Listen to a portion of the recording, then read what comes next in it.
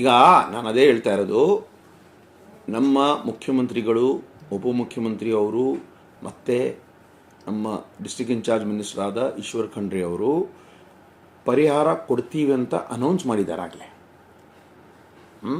8,500 ನಮ್ಮ ಕಡೆಯಿಂದ, 8,500 ಕೇಂದ್ರದಿಂದ ಮಾಡ್ತೀವಿ, ಮತ್ತು ಇನ್ಶೂರೆನ್ಸು ಕೊಡಿಸ್ತೀವಿ ಅಂತ ಹೇಳಿದರು.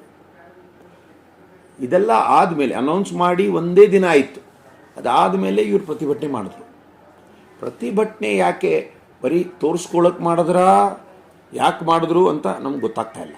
ನಾವೇನು ಅನೌನ್ಸ್ ಮಾಡಿರಲಿಲ್ಲ ಅಂದರೆ ಅವ್ರು ಪ್ರತಿಭಟನೆ ಮಾಡಿದ್ರೆ ಪರವಾಗಿಲ್ಲ, ಒಪ್ಕೊಳ್ತೀವಿ. ಆದರೆ ಅನೌನ್ಸ್ ಮಾಡಾದ್ಮೇಲೆ ಪ್ರತಿಭಟನೆ ಮಾಡೋದು ನನಗೆ ಅರ್ಥ ಆಗಿಲ್ಲ. ಒಂದು ಸೆಕೆಂಡು, ಅವರು ಅದು ಏನೋ ಒಡಿಸ್ಕೊಂಡ್ರಲ್ಲ ಬಾರಿಕೋಡಿಂದ, ಹೌದಲ್ವಾ? ಅದರಿಂದ ಏನು ಉಪಯೋಗ ಆಯಿತು? ಜನರಿಗೆ, ರೈತರಿಗೆ ಏನಾದರೂ ಉಪಯೋಗ ಆಯಿತಾ? ನಾ ಈ ಪ್ರಶ್ನೆ ಅವ್ರಿಗೆ ಕೇಳ್ತೇನೆ, ಅರ್ಥ ಆಯ್ತಾ? ಅವ್ರಿಗೆ ಕೇಳಬೇಕು. ಏನಾದರೂ ಉಪಯೋಗ ಆದರೆ ಮಾಡಿ, ಏನು ಚಿಂತೆ ಇಲ್ಲ. ನೀವು ಬರೀ ನ್ಯೂಸ್ ಮಾಡೋಕ್ಕೆ ಇದು ಮಾಡ್ತಾ ಇದ್ದೀರಿ ಅಂದರೆ ನನ್ನ ಅನಿಸಿಕೆ ಮಟ್ಟಿಗೆ ಅದು ಒಳ್ಳೆಯದಲ್ಲ. ನಾವೆಲ್ಲ ಒಂದು ಜವಾಬ್ದಾರಿ ಸ್ಥಾನದಲ್ಲಿದ್ದೀವಿ.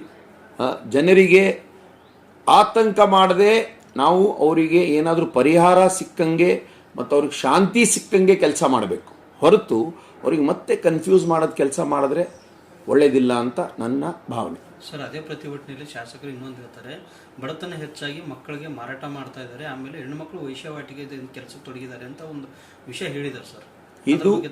ಇದು ಅತ್ಯಂತ ಖಂಡನೀಯ. ಈ ಥರ ಅವರು ಮಹಿಳೆಯರ ಬಗ್ಗೆ ಹೇಳೋದು ತಪ್ಪು, 100% ತಪ್ಪು. ಅವರು ಮತ್ತೆ ಎಫೆಕ್ಟ್ಗೆ ಮಾತಾಡ್ತಾರಾ ಏನು ಅರ್ಥ ಆಗಲ್ಲ ನನಗೆ. ಆದರೆ ಭಾಳಷ್ಟು ಜನ ನಮ್ಗೆ ಫೋನ್ ಮಾಡಿ ಹೇಳ್ತಾ ಇದ್ದಾರೆ. ಮತ್ತು ನಮ್ಮ ಎಲ್ಲ ಕಡೆಯಿಂದ, ಪಾರ್ಟಿ ಅಂತ ಬಿಟ್ಟುಬಿಡಿ, ಎಲ್ಲ ಭಾಳಷ್ಟು ಮಹಿಳೆಯರು ಫೋನ್ ಮಾಡಿ ಈ ಥರ ನಮ್ಮ ಬಗ್ಗೆ ಇವ್ರು ಹೆಂಗೆ ಮಾತಾಡ್ತಾರೆ ಅಂತ ನಮ್ಗೆ ಫೋನ್ ಮಾಡಿ ಹೇಳಿದ್ದಾರೆ. ಅದರಲ್ಲೂ ನಾವು ಅವ್ರಿಗೆ ಒಂದು ಸ್ವಲ್ಪ ಸಮಾಧಾನ ಮಾಡಿಸ್ಬೇಕಂತ ಪ್ರಯತ್ನ ಮಾಡ್ತಾ ಇದ್ದೀವಿ.